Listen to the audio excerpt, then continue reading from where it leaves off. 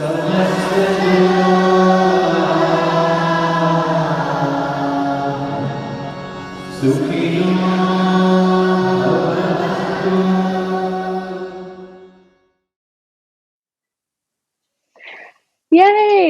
Hi.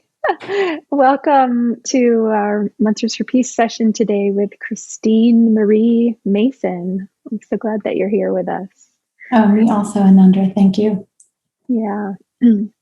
I have to admit, I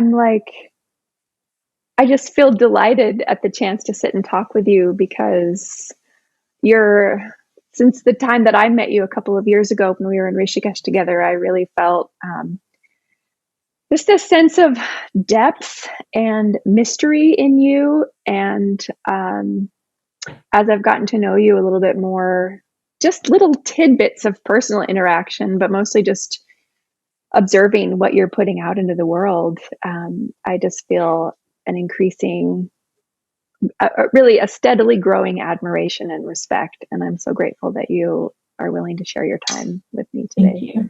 I'm blushing. I actually literally just had heat rise. My face is blushing. I have to do that childish response, like, no. Thank you very much. Oh, well, I think that, I mean, for me, when I get that too, it's kind of like this flirting with the universe thing that happens in my own body, where it's like you blush in, there's a charm that's magnified that we're experiencing, and the fact that you're like, I feel that too. I'm like, oh my God, I love you. It's so great. So here we are. Let's talk about that. My invitation to you was to have a conversation about all things visionary, healing, pleasure, and peace. To those which you responded. Big topics. I love those topics. Yeah. I just started out just today. I'm doing a recording on Polyvagal theory and pleasure. Ooh, it's so exciting, and how that relates to I can weave it in with how that relates to peacefulness. And it basically says that it's not that the vagus nerve is not like behavioral psychology wants you to think that you're overriding the body with your mind, but that the vagus nerve actually runs and leverages the same pathways physiologically that the mind does to bring us into deeper relaxation. And that it's only when you're in deeper relaxation and not in a defended state that you can actually feel pleasure. So your peace is not just the key to walking in the world in an undefended way, but it's also the key to opening the doorway to enjoying your given embodied life, even that much more. And I like that it's being removed from the metaphysical realm to the physical, that it can exist in both domains. So, yeah. Oh, I love that. So the connection between pleasure and peace is it's not a concept. It is a biological Correct. fact. A physiological reality. That when I begin I'll tell you a little bit about sort of how I became interested in regulating my own nervous system and in peace in myself and then peace in the world. The first bit is I grew up in a super chaotic environment. We moved 17 times before I graduated from high school, and that was at 15. So, and my mother was murdered in an active violent crime stranger when I was 11. And I had a pretty chaotic life on 3 continents in that time period. And even though I started my family very young and I was successful in the outer world, in business and in all of the things that I was doing, and I had a pretty strong pull to the sacred, particularly in nature when I was young, that it wasn't until I started having at such a point of discomfort in my own embodied reality with the way the world was. Like I was doing all the right things, but still so much stressed in my internal life. And I found yoga and meditation at that point. And it was very unlike anything that I had encountered in a traditional Western church, like in a Protestant church, which was always sort of beseeching and plaintive prayer, like asking, petitioning prayer, talking all the time, and very little listening. And so the invitation to silence and to feel my heart and to feel my deeper perceptual capacity to more subtle energies in the space was a really big opening. And I left the mainline church at that point and started singing mantra. So it also drew me into how my connection and my ability to hold that was related to transformative justice. I started going into the prisons for 7 years and working with prisoners who had done the kinds of crimes that resulted in my mother's death, and really became interested in how we reclaim each individual in the culture. And then even writ more largely that I have a right to exist and my children have a right to exist and not to be subject to violent systems that would deny that life, like really wanting a legitimate pro-life organizational structure on Earth. And when I say that, it's pro-life for the planet, pro-life for all of the stuff. So I found that my spirituality and my politics, my spirituality and my business became completely intertwined. And for the last 4 years, I've been running this women's intimate wellness company. And its whole mission is to unwind sexual shame and body shame so that everyone can stand in more peace and power and pleasure in the world, specifically women. Yeah. And again, now I feel like the whole internal work of living my mantra, living this wish for freedom and peace, is not separated. I'm not compartmentalizing from my business or what I do every day. Yeah. Yeah. Wow. We kind of skipped over your bio because we went right into like the moment of the crush, the invitation to have you here. But if for those of you who don't know Christine yet, I mean, you just got a brief sketch of just a few of the things that you've had your hands in. We'll link to her, a full bio in the show notes here, but you are such an example with your current project of the Rosebud Woman is such an amazing example of that integration of your personal standing in who you are as an embodied spirit, and a way forward in a very pragmatic business sense, and I think that's one of the things that I really I'm so curious about in terms of your process.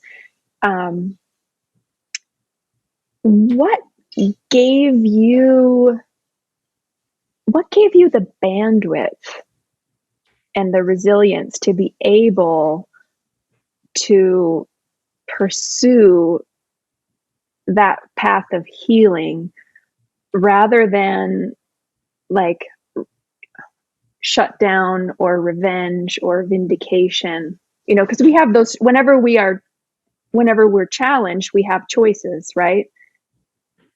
So how did you take your life from the teenager? Like what was the moment? What gave you that? What gave you that strength? I'm so fortunate to have Thomas Hubel as a teacher. And he talks about that every child, the difference between children who survive great trauma and thrive and go on to have families and work and live in the world, and those that don't, is that there was one place where they could go that was safe and magical and where their own essence could be kept alive. And I had so many places where my essence was alive, out in nature, for example. And I had one grandfather who was like a country mystic, and he would take me out and show me the night sky and show me how plants grew and how to read the bark of a tree and tell where the wind was coming from and how to read the sea. And I had a grandmother and a great grandmother in Germany who were intensely competent, and resilient. And so even though my mother was gone, if I could drop in with those women, it was just like, you get up and you do it again.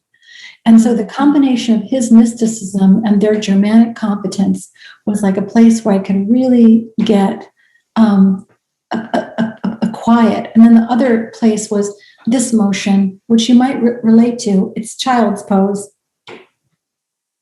And if I go into this space internally, and it's a beautiful, alive, creative bubble that is deeply connected to spirit, but also like all the places where my imagination lives. And as a child, that imaginary space was a total refuge. And so even though the immediate family zone was banana head, I don't even know how, like if I did that with my own children, I don't know how they would have survived. They would have, because they also have resilience, creativity, and connection to spirit, and a few good examples. But I can remember being attracted to sort of magic and art and music and just having like this big love, even from a young age. And so maybe that's grace. And the more that I would sink into trusting like what was coming toward me, I heard that poll, like I think I wrote an essay to myself when I was 27 about the trajectory of my work life. And it was, is it isness or business? You know, how do you I love it. And so I was not happy in the regular evaluative, pressure-filled world of business, but being an entrepreneur is a creative place, you know. And so I think we could talk a little bit about our gifts are often developed in response to what we experienced, and we're aware enough to know that it was incoherent. And that's what happened with me with my work and other things. Yeah, I'm going to pause to make sure I'm not rambling. No, I don't think it's a ramble. I think it's really fascinating to hear just to hear someone articulate what that process looks like. Because I think all of us have, you know, various shades and levels of what are opportunities of to have a traumatic response to life, which would cause us to go into fight, flight, freeze, collapse. And that's, of course, a natural defensive, protective response that we shouldn't shame ourselves for. But if we can somehow navigate our own nervous system to find that place of pause wherein the resilience can spring forth, and that what you're saying is like you're calling it grace. You could call it it is a blessing and it is a privilege to have just one tether to a healthy model, or one safe space, to cultivate your resilience. And that's one thing in the prison work, for example. Not reaction, but responsiveness is the number one thing that's cultivated, and that's through mindfulness. Yeah. Basically, to be able to be still enough and go slow enough to feel what you're feeling and not be in outburst or autonomic defense. And another thing that I learned in the collective trauma training was that there are two primary responses to someone else's, to a trigger. That you can either lean out of your center or leave your body, or you can contract and pull away from the other person. And that the job of maturing and relational presence is to hold your own center and be with the other person simultaneously, and to feel what you're feeling and to feel what they're feeling, and go in this beautiful dynamic pulsation. And that to notice when you're starting to pull away, or notice when you're starting to lean out, if you weren't mirrored well as a child, is a skill you can develop as an adult. And that what it requires is another person who's willing to just be with you while you express your feeling. That's also part of the polyvagal stuff. but that it's also a core principle in collective trauma healing is that we heal together. There's collective trauma and there's collective joy, and the healing is in the presence of others. It's a very hopeful idea, because up until I did that work, I thought that you could only heal in therapeutic pairings. Like you had to go to a therapist, you had to have a psychologist. But what I witnessed in doing this 2-year plus container with Thomas was that he had 140 people in a room. And that if he worked an issue with one person in front of the room, anybody who was at that resonance or frequency was also being healed. And that this idea of one-to-many healings or collective healings gives me the hope that we don't have to touch 7 billion people individually in order for us to sort of pivot up to the next level of consciousness or lever up. So I'm very excited about that protocol. And I do think it's one of the reasons that mantra and kirtan work so well, is that when you're creating a resonant field, it's just doing something that allows people to be not just safe, but really undefended and open and invite in that grace. Yeah. Oh my God, I have so many ideas I could share around this. I love it so much. Well, keep going. I mean, I love hearing your articulation of these concepts, and I think is there more that you have to say about this this experience of collective healing? Because I mean, that's what this whole project is about. Really, is about magnifying that or amplifying that frequency that is a genuine wish for peace that is simultaneously becoming an instrument of peace. So Yes. when you use your voice to intone the mantra, you're embodying and expressing this, it's a wish for collective healing. It is not beyond a wish. It's an invocation. It's an embodiment, a vibrational embodiment of collective healing when you're in that mantric consciousness. So, yeah. So a couple of things on that. I was just talking to my friend Sean Coleman, who's a ski instructor, yesterday, and he said something like, right now, in the way that he trains people, he teaches them to only go at the pace where they can enjoy every turn.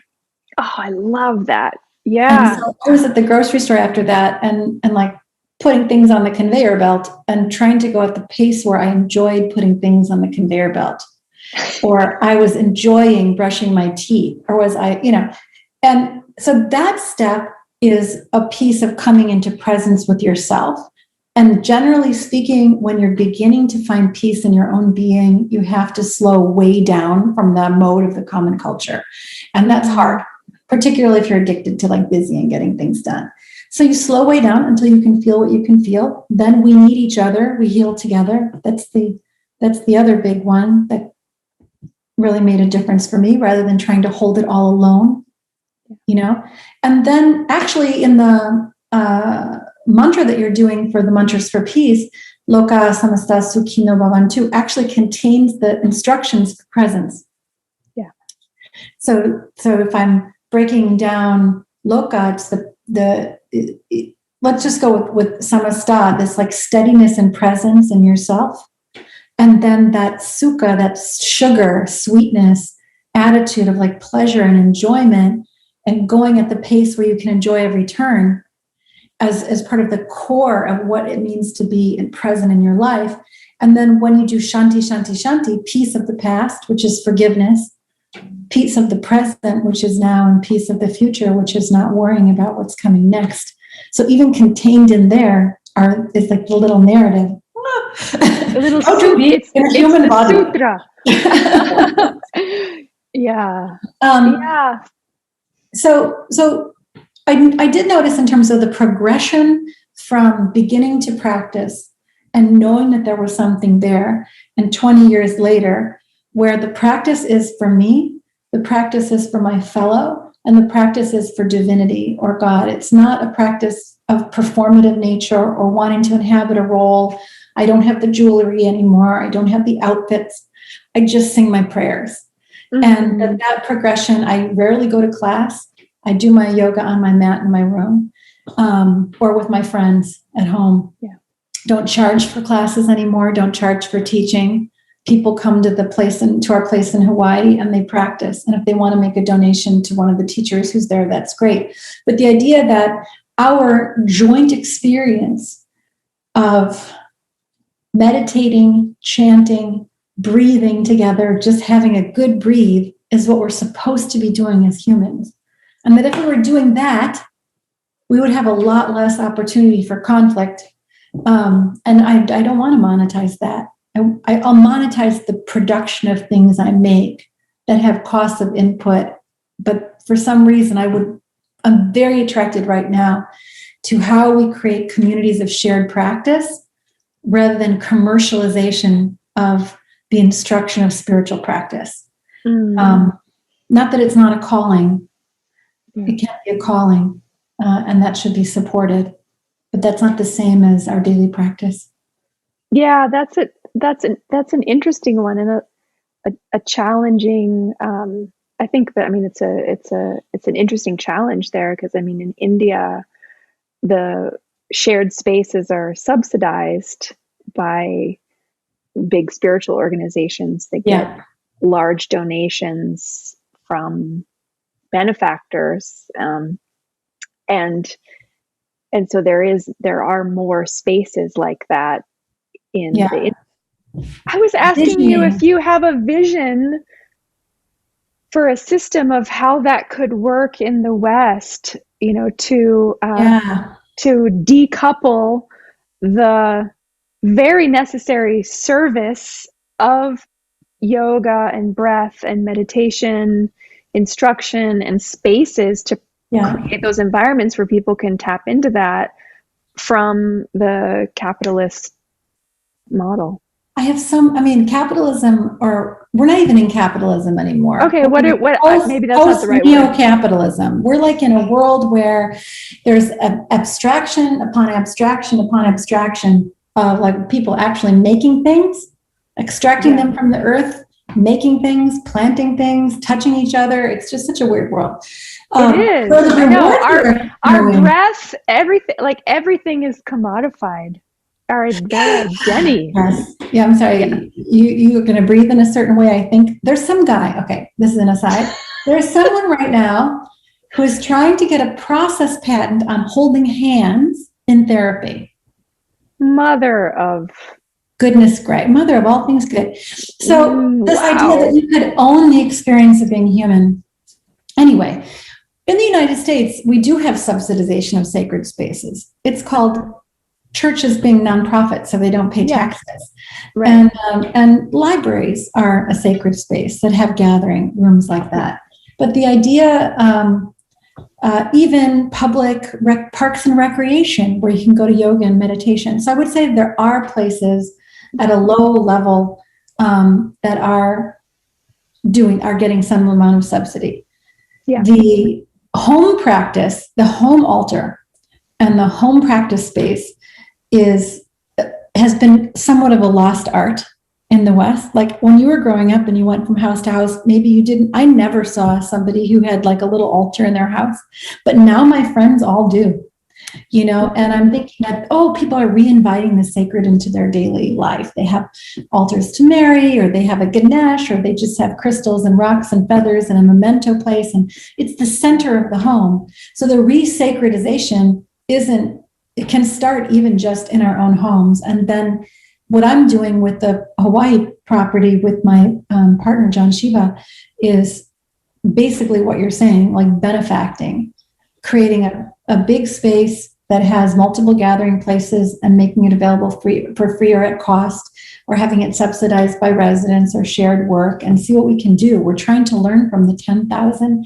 intentional or spiritual communities and eco-villages around the world that are trying to do something different.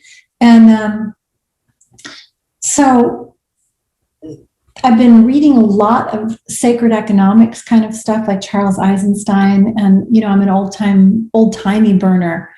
And I remember, and that you go to Burning Man for the first time, and what they bring up is an economy of radical gifting, radical personal responsibility, and radical gifting. And you're walking around in the world going like, what can I give today? Not what I can get. And so this shift happens inside of you. And then with each subsequent joy or prosperity, your impulse is to pay it forward. And that has been, that was a very big paradigm or model shift for me in 2003, the first time I went there. And how fun is it to prepare to go somewhere with the idea of how can I delight someone, be a love fairy, create a gift. It's just a wonderful way to live. And then I do want to talk a little bit about the economic models of business ownership. And when I was coming up, it was pretty clear that you were there to serve the shareholders and that the people at the top deserve the most reward. And it was difficult for people who were working in an organization at minimum wage or at the lower level or even middle management to figure out a way that they could get out and have a piece of freedom. And people end up being like wage slaves or economic slaves. And, I think there's some crazy amount, like 30% of Americans, I know this is a global reach that you have, but don't even have enough money to get through the month if they stop getting a check.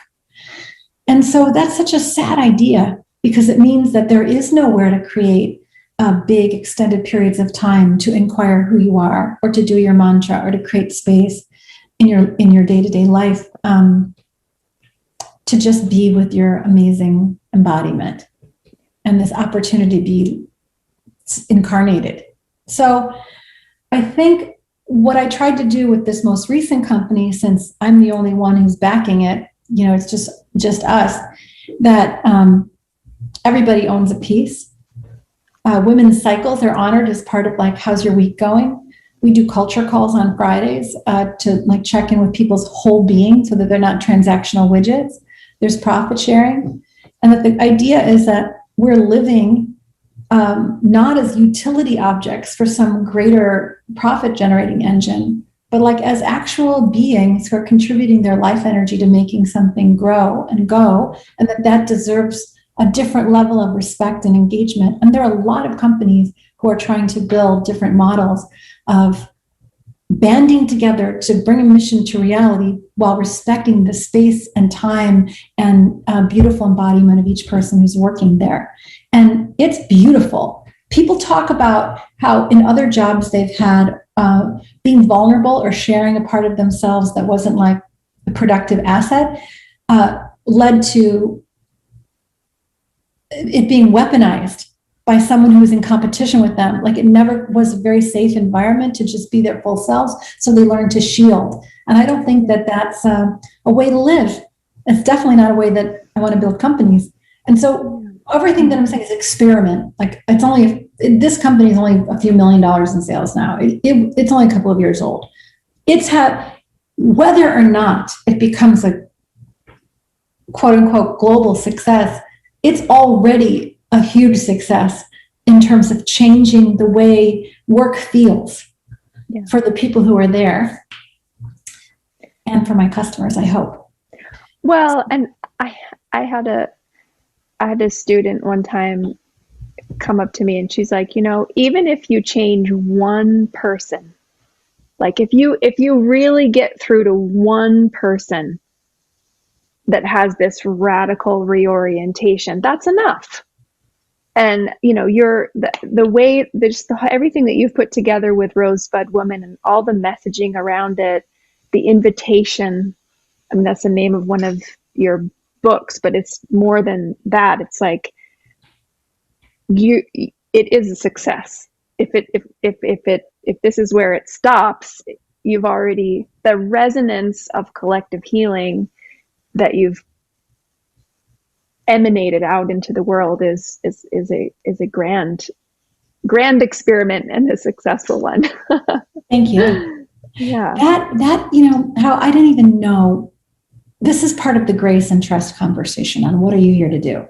Look, if I hadn't lost my mother and I hadn't had very little direct female contact with other female role models until I was an adult, I was mothering my own daughters. even though I saw my grandmothers here and there. Would I have been that clueless that I needed to get remedial education for myself on how to be in a tantric, yogic, chanty, sensual, sexual embodiment? No, I had to go look for that because there was an absence in my life. Yeah. And then, coming into awareness that so much of my suffering in a woman in my lifetime was based on being in a woman's body. Sexual shame, not being given the same opportunities or being respected in the same way. I can still remember moments from adolescence that were mortifying and, embarrassing at the time. And I thought there was something wrong with me. It was totally normal.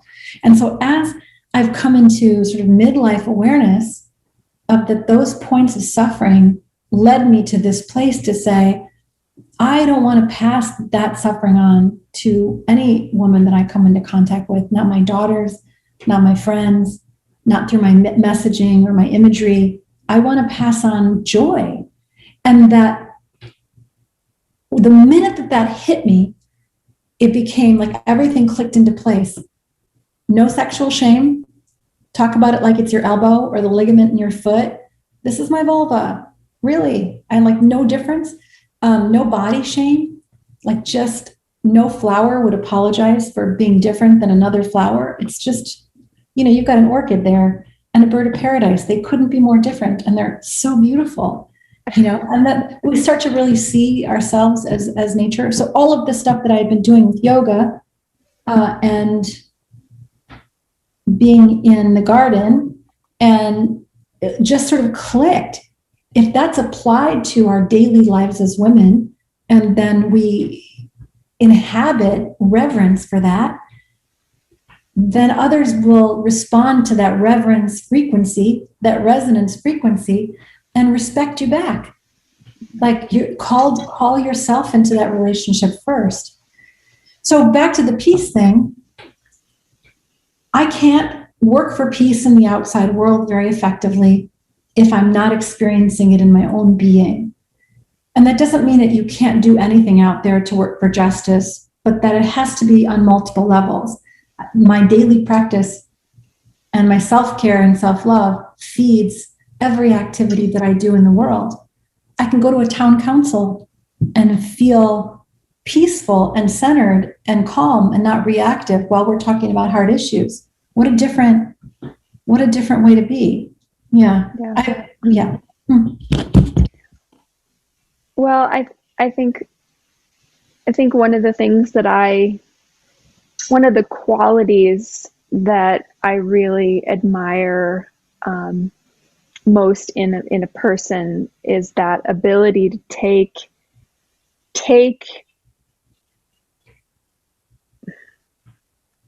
I'm going to use a gardening analogy, but to take the rot of the what you want to throw away.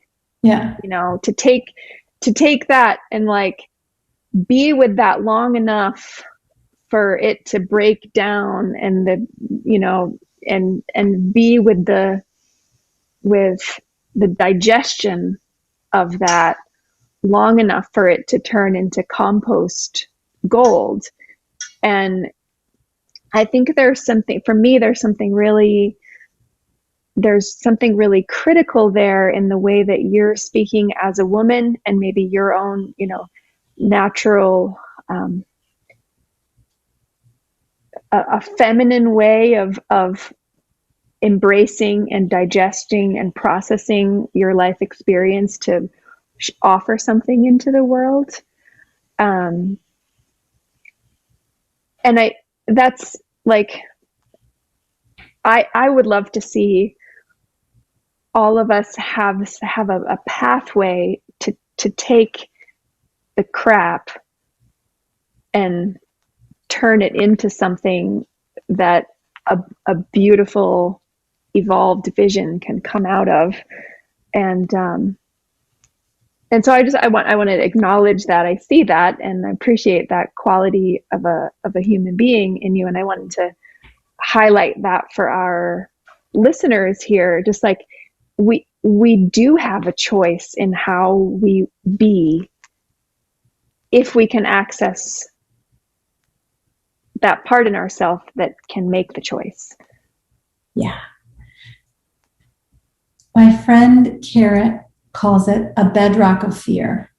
That people are living their lives on a bedrock of fear and dancing around that fear, and that you are angry or justified politically, or you have your bias, or you're so on your, and your certainty is sitting on top of fear.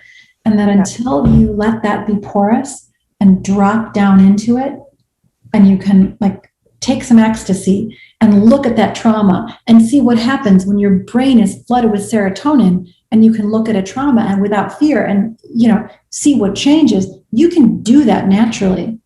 You can get to the point where you can be like, wow, that was a really intense and difficult thing, and I'd like to turn away from it and never have to look at it again. And what that does is it freezes up and makes a blocked, inaccessible part of your body that is a shadow forever. And you have less of you that's online that can then come into this moment to be in love and in healing. And so you go to the place that's the most painful, or maybe you go to a less painful place, and you like let it melt and feel it and feel it. And hopefully someone's sitting there with you, or maybe 3 or 4 people, and they're seeing what's happening in your body as you feel it. And it begins to like dissolve, and warmth emanates and creeps through your being. And you go through the fear, and as the fear melts, at the other side of it is like acceptance and love. And that is what's true. So to go through that blocked up layer of fear and anger is the only way. And if you like, I look at some of the stuff that's happening in our political sphere, our public sphere, and it just looks like a bunch of children who are sitting on generations of transferred fear. Yeah. And it would be so lovely if they could fall in love with their garden. Yeah. And be willing to compost that and go, wow, it's not power play. This is really life. Yeah. I couldn't agree more. I think, you know, if we're going to get to that place of collective evolution and the resurgence of this healing, resilient force, we have to be willing and not just willing, but excited about deconstructing the past and re-educating ourselves and feeling it. Like actually what you're talking about is that what I call a tantric introspection or interoceptive dance, where we're willing to feel what we feel and know what we know. I mean, that's Bessel van der Kolk repeats that line again and again and again in his book, right? Like you have to heal trauma, you have to feel what you feel and know what you know. And what we see happening so often is that that fear is the manifestation of being stuck in some old fear cycle that you don't even remember when it started, because it didn't start in your generation, right? It's way back. Yeah. I just watched Judas and the Black Messiah. It just came out. Have you? No, I haven't seen it. I heard about it. It's the story of Fred Hampton, the chairman of the Illinois Black Panther Party in the late 60s, and the FBI's persecution of the organization and him, and how the carry forward of 400 years of racial abuse had come to a head where it wanted not only a positive solution in creating care, but a revolution. And how the white officers in the FBI were portrayed as equally being locked up in what they were felt and trained in. And so I wanted to bring that up it's not just what you feel and what you know, because both sides felt and knew very clearly what they felt and knew. It's critical to have that. But then in some way, the bridge has to happen where these guys feel what these guys feel and know what they know, and vice versa. And that's where the collectivism has its highest potential. And it's not just like NVC or mediation. It's actually being present with that long wound. Yeah.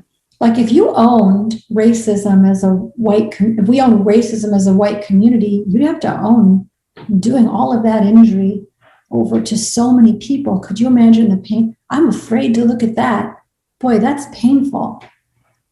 But I think we're waking up. Like the kids are definitely in a different spot from familiarity and empathy than my generation was, you know. Yeah. So heal together is my hope and vision. In our systems, like I will do my mantra, I will do my practice at home, I will do my sacred reading. Right now I'm reading Ian Witcher's Integrity of Yoga Darshana. But then I'm going to take it out. I'm going to build my company with those philosophies in mind. I'm going to try to create my home with those philosophies in mind and really pull the thread out and through. And while I'm waiting for new structures to be created, I'll put my time and resources into amelioration of structural problems at the symptom level. You know, you got to work at the structural level and be more visionary, I suppose. But that doesn't mean ignoring real suffering right now. Yeah. Yeah. Yeah. Do you want to, you've given like a number of little invitations to circle back to where you started with the polyvagal idea there. You know, I'm here, when I heard you saying, you know, we have to have that listening and feeling each other's. Yeah. That's to me, that's a musical response. Yeah. That is only available to us when we are in our social engagement system. Yes. The polyvagal system, yes. where we have the curious, open, empathetic listening ears. That's right. Yeah. Did you want to speak anything? I'm not an expert on that, but I will say that you've mentioned Bessel van der Kolk, and I would highly recommend Thomas Hübel's work on collective trauma. He just put a book out, just for first book after decades of working. And then what's the Porges? He's the guy who sort of Stephen Porges. Yeah. Like I would say, if anyone's interested, that these three authors really form a validation triad for what you've known all along to be true. Yeah. The scientific basis that when you're held in good relation with family, with tribe, with parent, being able to be authentically yourself, that you can live healthy, whole, and heal very quickly from trauma. And when you're not, you get stuck. And that many of us weren't, and our cultures weren't designed that way. And so we have to recreate that as adults for ourselves and others, and that it's totally possible. So they each give models and approaches to bring that forward. And I would say for me, being a mom, being a grandma, being a singer, being in the garden, all of these things are tools that you can use to self-regulate without having to do all the academic work behind it. Like I just did the 9 gifts, and that came out of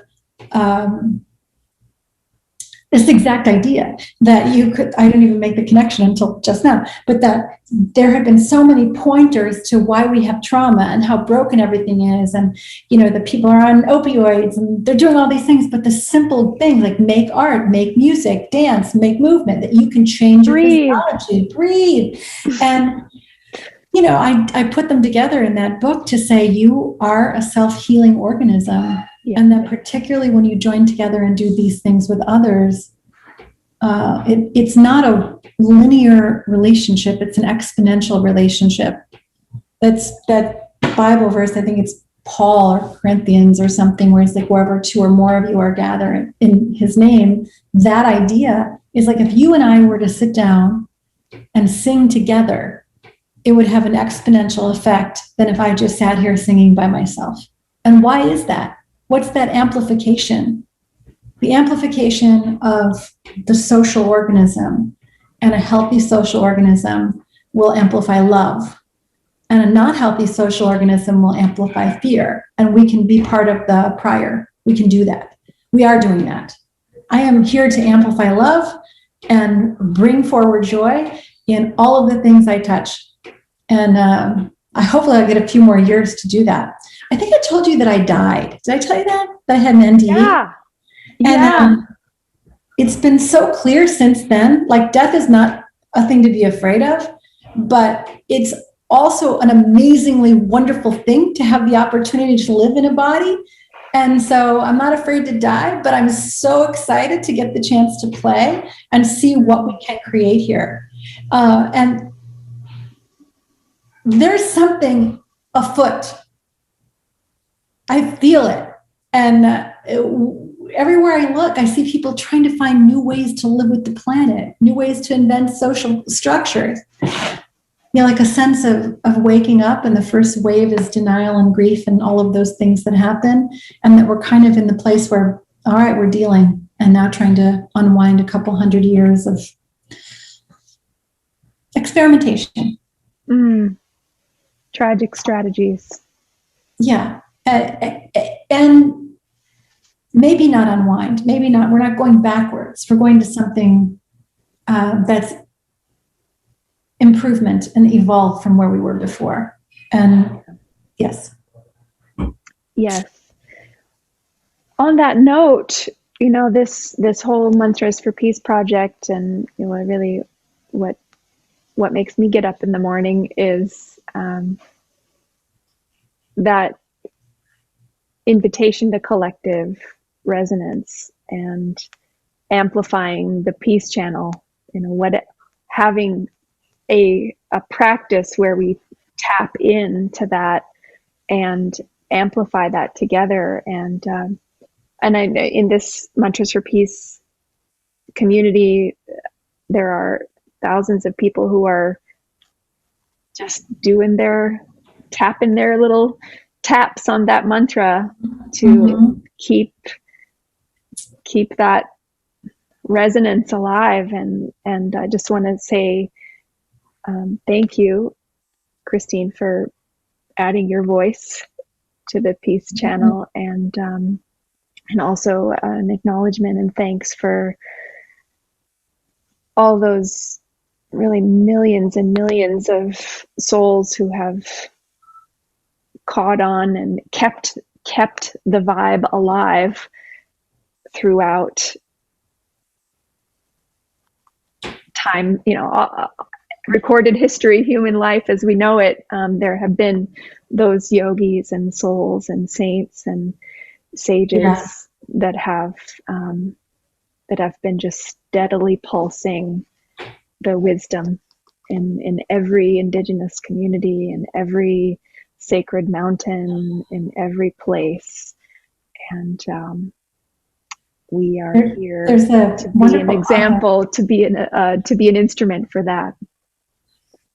That's true.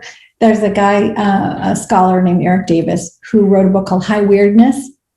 And he said that at the same time all this stuff was happening in the dominant culture, the people who are living at the fringes were pushing the concepts of what it meant to be alive, technologically, metaphysically, everything. Thank you.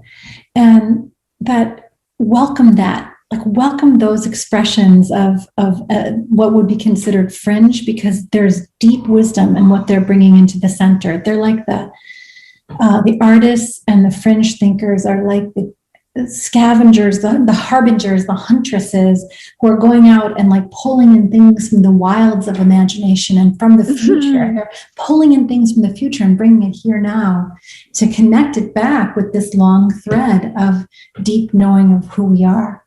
And that it doesn't have to live in a cave or a monastery. I really want to keep bringing it back to that. Your mantra it lives inside of you, it resonates out, but it's in everything you're doing in the actual world with your neighbors at the gas station, etc. I really want it to be removed from special status.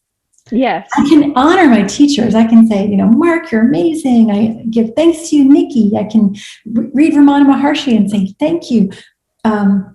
but I don't want it ever to become like my yoga is a rarefied thing and now I'm spiritual and special. I want it to be so normal. Like, yeah, of course I walk with the sense of the mystic. Doesn't everyone? You know, that would be beautiful. Of course I do prayers over my bills. I do that. Oh, thank you for the electricity, you know? Yeah. So hopefully that's helpful. I love that. I love that. I mean, and just thank you for the language around that. I think that as you have cultivated this visionary creative sense within yourself, you're able to just articulate that in a way that I think is really accessible for someone to just like chomp into and get. So I could hear you talk. I could keep. I love it. Well, this is really sweet of you to ask me to come and talk about it.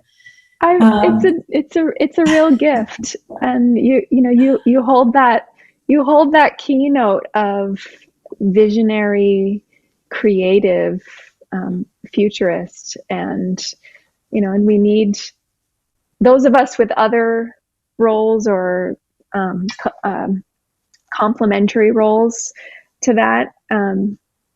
We need to hear that as a. Thank you. Thank you for a lovely afternoon conversation from the freezing Connecticut to wherever your tropical beauty is. Kauai. I know, and even my dress is like Brazilian, so I've got the tropical vibe going on today.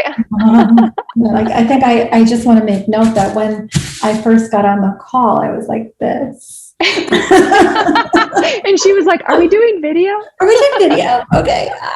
But I really appreciate the tropics, having come back here to visit my family, and a lot of empathy for the people who are not warm right now, and hopefully we can develop better systems. Yeah. Yes. Right, well, lots of love to you. Thank you so much. Yeah. So we'll wave it out to our beautiful participants. Much love, everyone. Thank you. Thank you.